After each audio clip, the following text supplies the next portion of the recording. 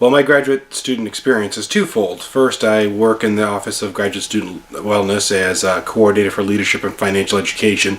So I work with graduate students on a consistent basis every day. But I also am a graduate student. I'm currently in my fourth year of a doctorate program in higher adult and lifelong education at Michigan State University, and of course I have my master's from before. So I know what it's like to be a graduate student on different levels, from my own personal lived experience, but also from a professional standpoint where, like I said, I work with them all the time.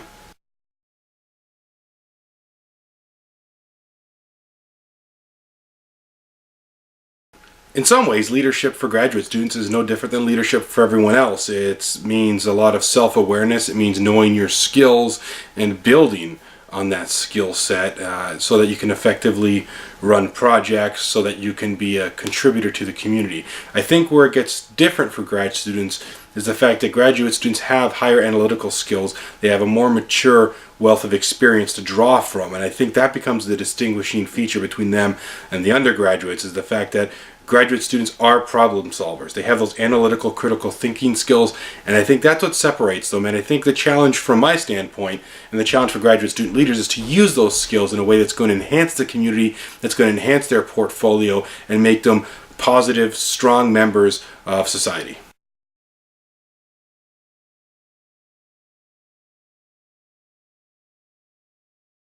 I think it's important for graduate students to develop their leadership skills because we're in an age where having a degree is just not enough.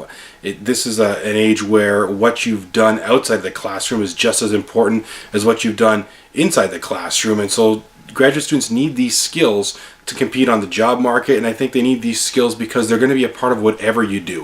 Whether you're going to become a professor, whether you're going to go work in a consulting firm, whether you're just going to go into the nonprofit sector, whatever you're going to do, you're going to need these leadership skills, because having a graduate degree means people are going to expect more of you, and you want to be ready when you hit the job market. You want to be ready when you're in life and you're given positions of influence and leadership, that you're going to want to be able to live up to the standards that we all know that graduate students can do.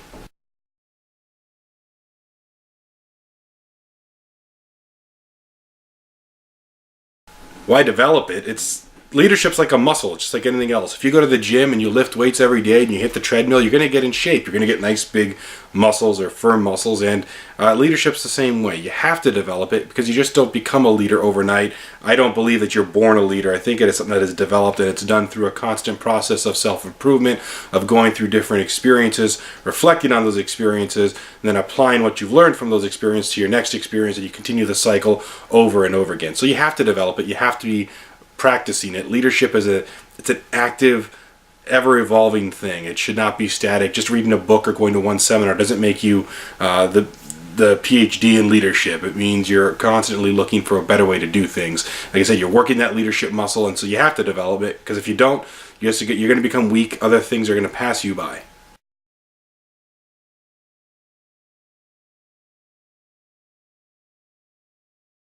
I think graduate students use leadership skills every day. Think of your teaching assistants, for those who have those types of jobs, that you're a leader all the time. You're advising undergraduate students, you're developing curriculum, you're assessing curriculum, you're sharing knowledge. That's a form of leadership in a lot of ways.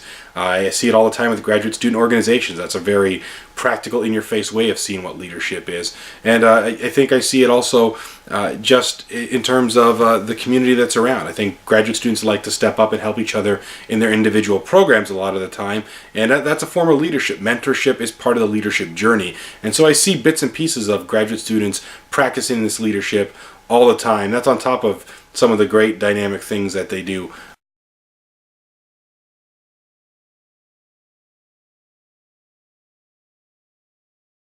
I think the leadership skills that need to be used by graduate students are, I think, first and foremost, the analytical and problem-solving skills. That's the skill set that graduate students have, and that's a skill set that they need to use, and that's what I see used a lot, whether they're a teacher's assistant and they're developing a curriculum and thinking of best ways to teach students material, or they're involved in the many student organizations on our campus. They need those problem-solving, critical thinking skills.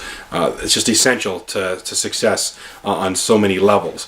So I think that's the first set of skills, and the other part is team teamwork and the networking skills, the social piece of leadership, because leadership's not in a vacuum. It's not just one person leading the charge like we sometimes think.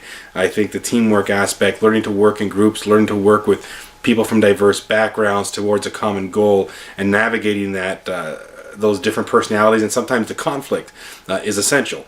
And it's a skill that needs to be developed all the time. And without it, I think in the 21st century world, you will be at a severe disadvantage if you can't strengthen that skill.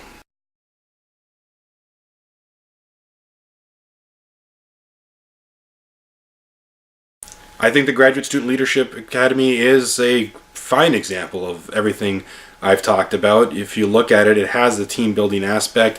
The graduate student leaders are put into teams, peer education groups or PEGs. They have to come together, address a need, try to create a resource to address that need for the graduate student population. They have to do that working with people that, for the most part, they don't know. They don't know their background. They're a lot of times they're not from the same program, and so they have to navigate all these different personalities and all these different backgrounds while trying to get a common goal done. So I think that's just a good practical experience that reflects everything I've talked about in this interview, and just the fact that in the academy there's a lot of self-awareness, there's a lot of different traits that they're learning about. So again, they're flexing that leadership muscle by enhancing their own personal knowledge, reflecting on that knowledge, and actually contributing to the community well beyond the Graduate Student Leadership Academy, but into their the rest of their graduate career and the rest of their professional, personal career as well.